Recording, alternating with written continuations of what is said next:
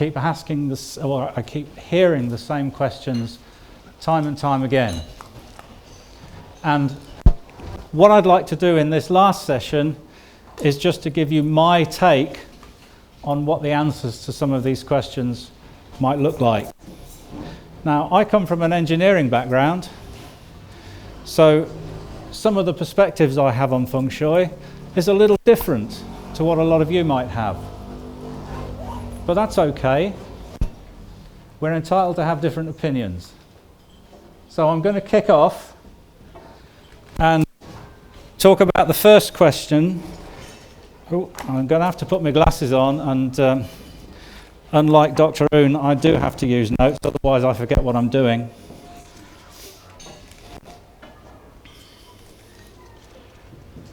Right, the first question here, a nice easy one to start with. How does Feng Shui work? And that comes with an awful lot of different, what should I say? It gets expressed in a lot of different ways with various degrees of cynicism, depending on who it is that's asking the question and where you happen to be. Business meetings, for instance, people tend to be quite skeptical that there's anything in Feng Shui at all. So that's what I'm going to look at to start with. But secondly, there's a second question that people tend to ask quite a lot. And it usually starts with an expression that goes something like, "Ah!" And that's the question. Okay, this is my birthday. I've been told I'm trying to study Feng Shui, and I've been told that I'm a monkey and I'm also a sheep. You can read the rest. You know what it's like when you're in that process of trying to learn all of the things that Feng Shui can throw at you. It can get awfully confusing. So I'm going to try and look at what's right, what might not be right, and see how you get on with that. So there's a bit of a challenge for the next half an hour, isn't there? Okay, let's look at the first one first. How does Feng Shui work? And I think that depends on really two things. And I would say that some of the things I have for you now have already been said, perhaps in the day preceding this moment, but I'm going to run through them anyway because I've got the slides here and what the hell. So how does Feng Shui work? Really depends on two things. It depends on what is Feng Shui and what do we mean by work. So I thought I'd look, first of all, at the Feng Shui Society definition of Feng Shui. And Simon introduced us to this very first thing this morning. It's the practice of analysing and influencing the interaction between people, buildings, and the environment in order to enhance quality of life. Well, that's what the work is. It's enhance the quality of life. And the first bit is really saying that people are influenced by places. And if we can engineer the places to be better for us, then surely that's a good thing. But those of you who are familiar with the society definition will know that that's not all of it. We've also got this cunning little thing in there called Qi, the basis of understanding the vital energy known as Qi, and that's really what sets us aside from so many other people who deal with environment. So there's a couple more questions that really spring up as a result of this, and that is, does the environment really have an influence on us? Or are we all dreaming? Because if we are, we may as well just go home. And the next one is, what is Qi? So we'll have a look at that as well. I know one or two other speakers have touched on that, but I have my own perspective, which I'll share with you. So are we influenced by our environment? Let's look first of all on a huge scale. This is planet Earth. Some of you will recognise it. Maybe some of you don't, I don't know. I see it regularly when I'm on my way home at night. Obviously, it's the environment of the Earth that supports life in its entirety. And in that respect, everything we do depends on the right environment being present to support us. But coming down to a more human level, let's just take two villages, for example. One of them in the remote plains of Africa somewhere, and the other one a more typical English village like Wimbledon, let's say. And you can look at these two places and you can see, whichever way you wish to look at it, that life is different. It's different in Africa to what it is in Wimbledon. Everything is different. Life expectations, health, life expectancy, education, everything is different. And so is the landscape. The landscape of Africa is very different to that of Wimbledon. If you try to hunt rhino in Wimbledon, it's not going to work very well because the landscape doesn't support it.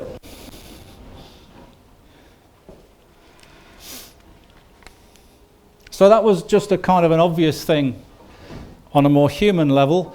If we want to go even smaller, the men in white coats tell us, the scientists that is, I mean, that on a microscopic level, the position of a chromosome within the nucleus of a cell is crucial to the functioning of its genes. So again, this is exactly the same thing, but on a tiny level. Simon was kind of saying the same thing earlier on. So it doesn't matter whether we look on a huge scale, a medium scale, a small scale, doesn't matter. Everything is related to one thing in relation to another. It's position that matters. So, as I said, that was a little bit obvious, and we're in the world of Feng Shui, so we need to get a little bit more grey than that.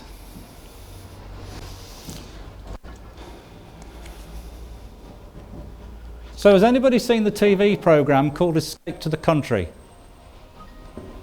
Yes? Chrissy, a few people have. You know what it's about? It's about people escaping the busy city life and going for a more peaceful, or more, what do they call it? A more fulfilling life, or something like that, in a less busy environment. The environment of the city produces one kind of thing in people, a certain kind of, and the environment of the countryside is something totally different. So would you all agree that that experience that you've probably all had at some point, moving from the city to the countryside, would you say that is real? I would. And the reason I'm asking that question will become a bit clearer later. Is there anybody here thinking about moving house? And where are you thinking of going to, Fung? Have you considered moving to the local slum? Right. Why not? I ask why not. I live in a very nice part of London. And what do you think would happen for you to move to that less favourable place? I stuck here in Shui. You'd- I'd mess up my own Feng Shui, wouldn't I? It wouldn't be good for you. Is that fair to say? Yeah, before you look at your house chart, you want to choose a nice area. Yeah. That's common sense. It's common sense. Do you all agree? It's real. You know, the place where you are makes a difference. This is space affecting human life. So to answer this first question, how does Feng Shui work? Well, it works by tapping into an entirely natural phenomenon. It's a well-known fact that improving the quality of structures and environments improves the quality of human life. Human beings have been doing it since they were invented. And no matter whether we look on a big scale or a small scale, we can see that process going on. So for any individual to think that their house or their office is not bound by the same set of rules that everything else is, it's just nonsense. Of course it is. Of course environment makes a difference. And if we can figure out just how that works, then that's what Feng Shui is all about. Then you've got the way to adjust the environment to influence people in certain ways. So we'll come back to that in a minute. Can I get rid of that little box down there, I wonder? Oh, look at that. No. Oh. Okay, these two. Oh, okay. It's all right, don't leave it, leave it. You cannot say anything. I know you can't.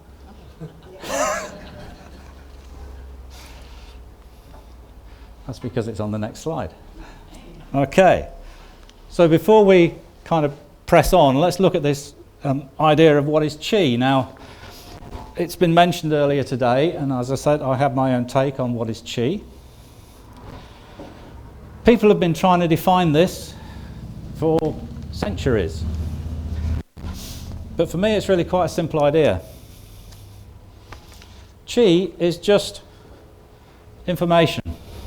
It's nothing mysterious at all. It's just a set of information. It's every piece of information that might describe something. The complete set of instructions, if you will. Oh, excuse me. How something works, how it's built, how it behaves, everything connected with it is its Qi. That might be a city, or it might be a bit of old stick. Everything has Qi. If it exists, it must do, because there's a set of rules which describes what it is. So for me, information is Qi. So we can look at this in a number of ways, and we can measure certain things about it. The length, the diameter, the weight, the density. It goes on and on and on. And that's the tangible side of Qi. Howard mentioned the tangible earlier on, and he also mentioned the intangible. And that's the thing that makes me look at that piece of stick and go, wow, that's incredible. I'd really like to mount that on a plinth and display that on my fireplace. This is now a piece of art. And now I'm tapping in or cottoning on to that intangible thing that makes this something special, not just a bit of old stick. That's the intangible side of Qi. We're never ever going to measure that. There'll be no instrument that will ever measure it. But it's still there, and it's still part of the definition of that particular object. So I would say Qi is not mysterious at all, but it's certainly overwhelming.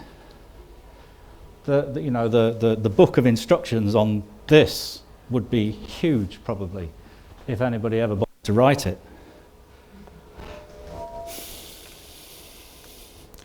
So if there was a picture that could show what Qi is, what might that picture look like? And I suggest it might look like this. It's just a jumbled mass of information. There is so much stuff in that picture that you can't see it. If you try to look at it all in one go, it's just a mess. Looks like a rainbow. Okay, fair enough.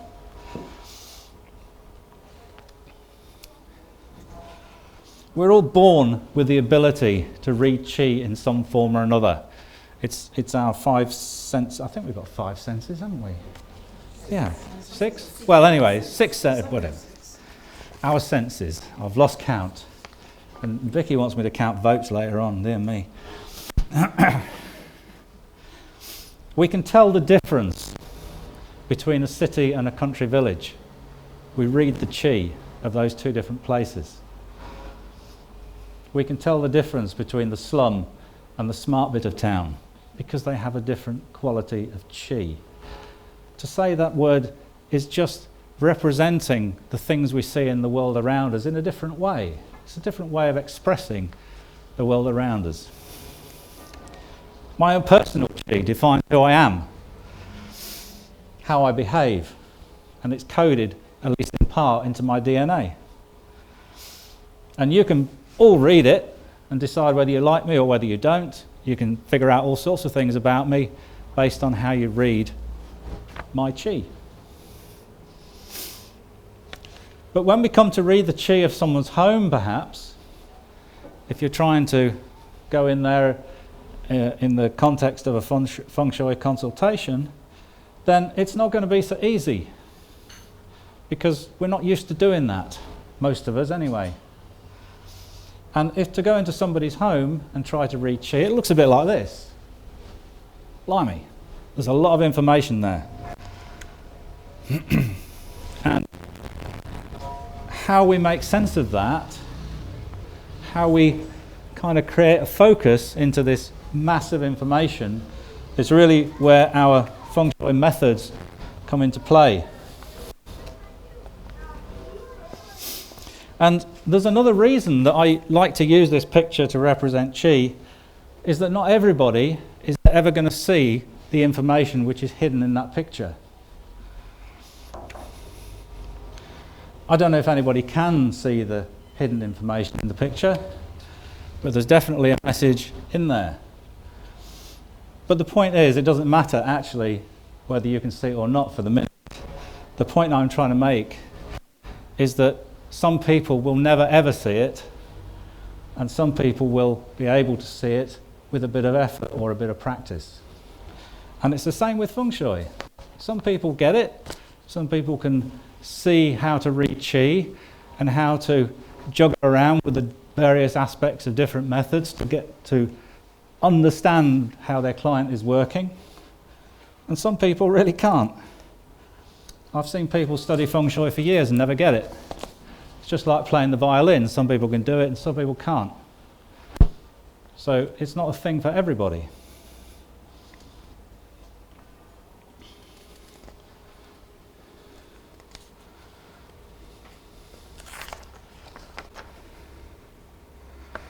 Okay, so I realised I did my bit with a stick out of context then. I was going to tell you all about the stick now, but I got all excited, didn't I? Even though I got notes. Anyway.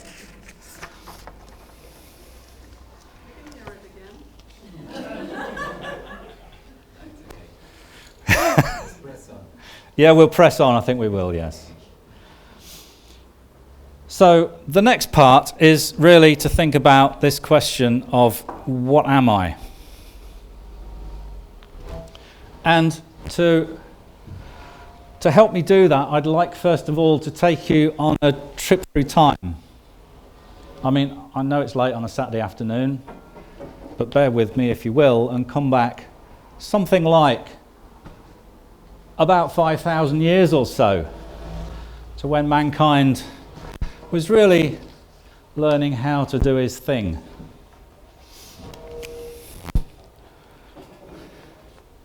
To that sort of place. I'd like to introduce you to a couple of my ancestors there. They weren't having a particularly good day that day. They'd ordered a stone circle and it came flat packed. And they didn't really know what to do with that. So I didn't think they ever got it finished. But anyway, one of the things that was in constant use in those days, I'm going to come back to this, it's not just any old piece of stick. It's actually a waddling tool, and they were using it all the time. Can somebody tell me roughly how long they think that is?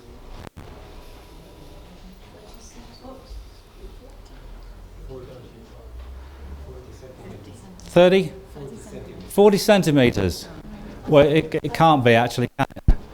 Because centimetres haven't been invented yet.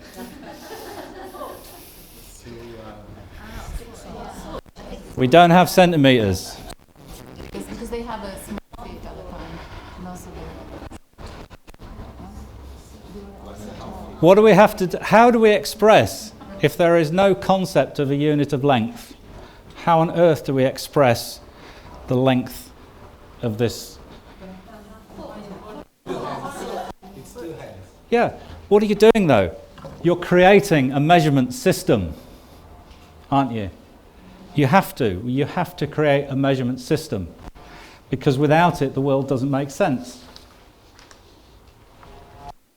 Okay, so we'll come back to this now. We'll invent centimetres, and we can say that that's going to be about 45 centimetres. Yeah? Roughly, it doesn't really matter.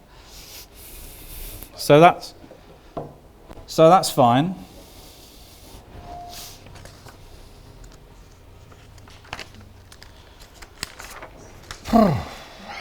So, can anybody lend me a couple of centimetres? Yeah, you can have them back later. Have you got some? There you go.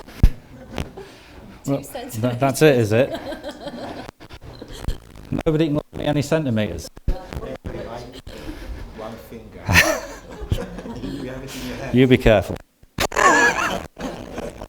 The point is, centimetres are imaginary. They don't exist except as a concept. It's just a concept. What we have to do is to use this imaginary concept to describe the real world. So, can anybody tell me how far it is from here to Aberdeen? And we haven't done miles yet, we've only got centimetres. About 14 days travel. Okay, but you did exactly the thing that people do. You invent another system of measurement, which applies to a different scale. Yeah? And that's fair enough, that's what we do. And we automatically switch from one system to another when it's appropriate that we do that. There's no right or wrong in centimetres or miles. They're just different systems, and they both apply in their own way, and they're both right. So we could invent inches as well and have some competition in our ever-growing imaginary world.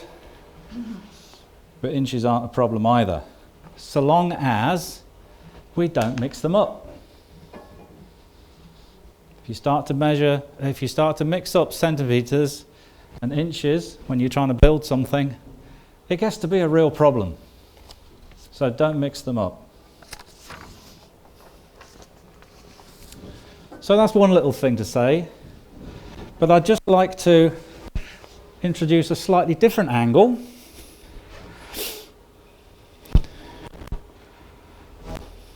And introduce you to the statue of an Egyptian god. I don't know which one it is, it doesn't matter. I bought this when I was on holiday in Egypt.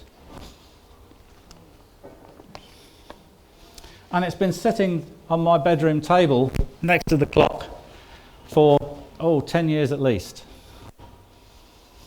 And a few weeks ago, I had a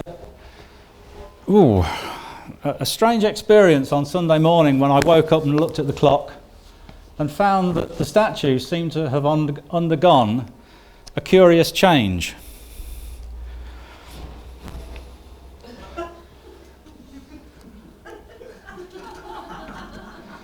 As you can imagine, that kind of got my attention.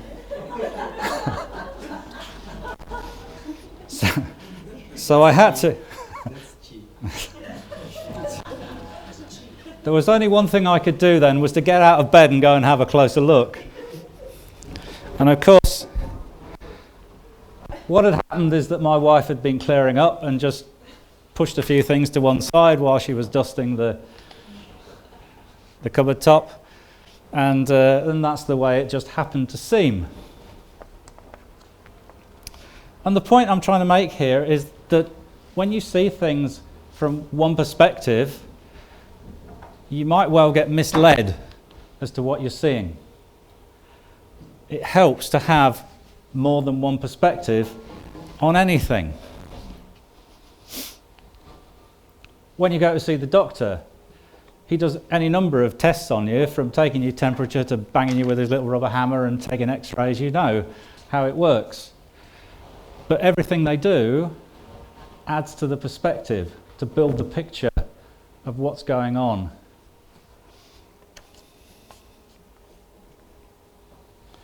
And this is perfectly normal. And of course, in Feng Shui as well, there are many, many, many methods available to us, which each can give a different perspective on our view into the qi, or on the qi of the situation that we're trying to understand. We know there are many methods of form. We can look at the way buildings associate with each other, the shape and the style and where the energy is coming from and all that kind of thing. And the Lopan, for those who haven't used one or haven't seen it, each one of these rings actually represents a different method or set of methods. So when you take a reading on a particular alignment for the Lopan, you instantly get a dozen more perspectives from the different methods and the way they give us that insight into the qi.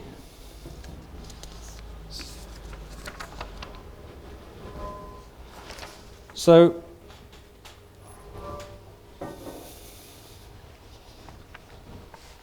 really, to answer that question from that exasperated lady who I spoke to many years ago in the first case, who screamed at me and said, "What am I?" The answer has to be, well, she's probably everything. And if you're going to learn Feng Shui, you're going to have to get used to feeling that totally exasperated and overwhelming feeling until you get used to looking through it and seeing what it is you need to see. Fair enough? Are you a heart or a lung? I don't know what you mean by that. You're everything, right? The heart, the lung, kidney. Okay. So I still don't get it, I'm sorry, but you can tell me later. So the important thing is that we pick the methods that make sense to us. I have the set of methods that I use when I go and do a consultation. All of you will have a different set of methods. You have to find which one resonates best with you.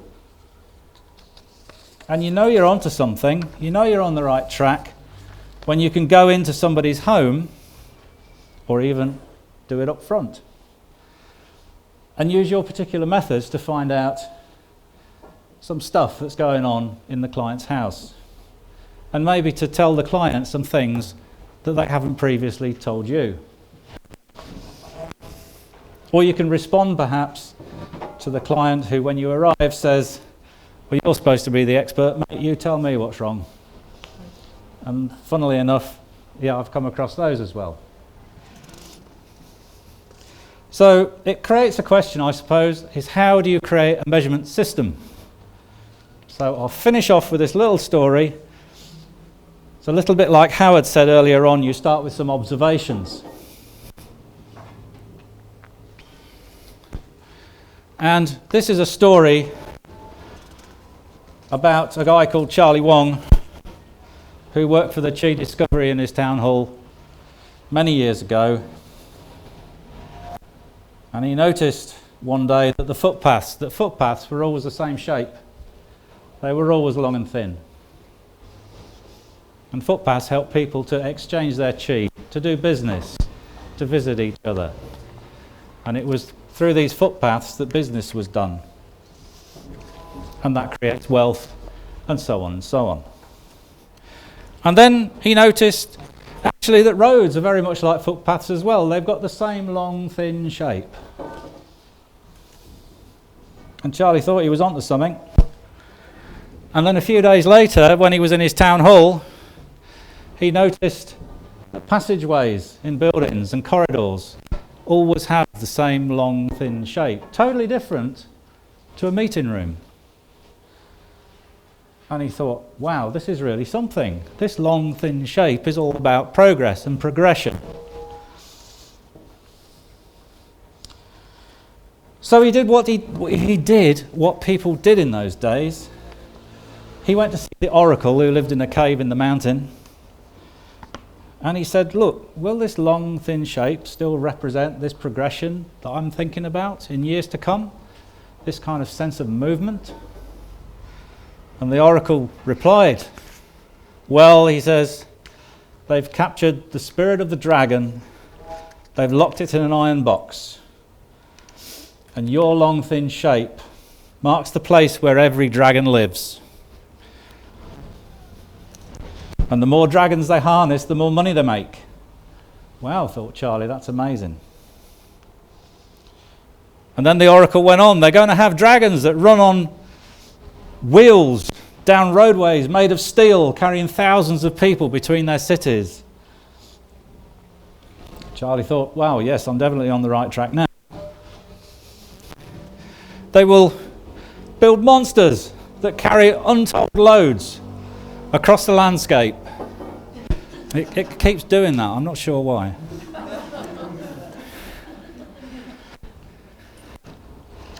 I see vast ships carrying thousands of tons of cargo across the world. Well, Charlie knew that ships were always long and thin, but thousands of tons, well, he wondered if the oracle had been on drugs. So when the oracle started to tell him about the fact his long, thin shape would be used to build flying machines that could fly hundreds of people halfway around the world in the time it took Charlie to get to market in the next town, he thought the old man was making fun of him. And so he sneaked away. Had he stayed, he would have heard the oracle talking about the flocks of cranes which miraculously descend upon the landscape when progress is being made with their curious, long, thin shape. He would also have heard about this fantastic place which has these long, thin shapes everywhere. This is the city that never sleeps. Go, go, go is the name of this place. Charlie was gone, of course. But then he knew he was onto something. He went and talked to his managers and they decided that they were going to give this thing a name. And then they made probably what I consider anyway to be one of the biggest mistakes in Feng Shui history. They called this wonderful sense of progression wood. So now everybody who tries to learn Feng Shui thinks it's something to do with trees and bits of timber. And it very often takes a long way to get across that.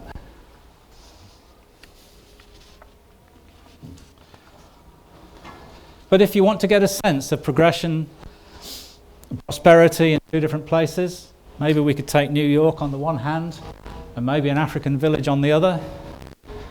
Just count the long, thin shapes.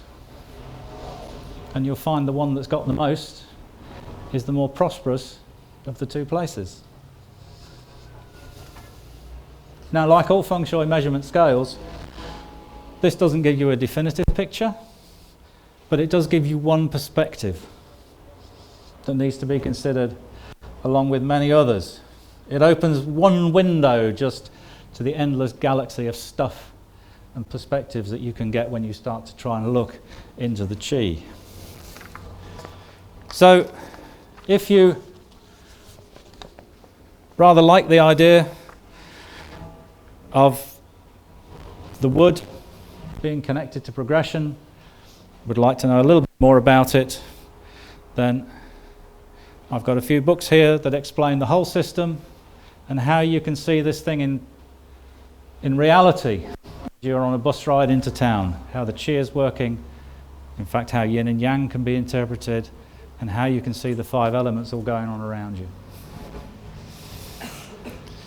So, if anybody would like to ask me questions now, you're very welcome. Good Lord, total silence, look at that, eh? I've stunned you all.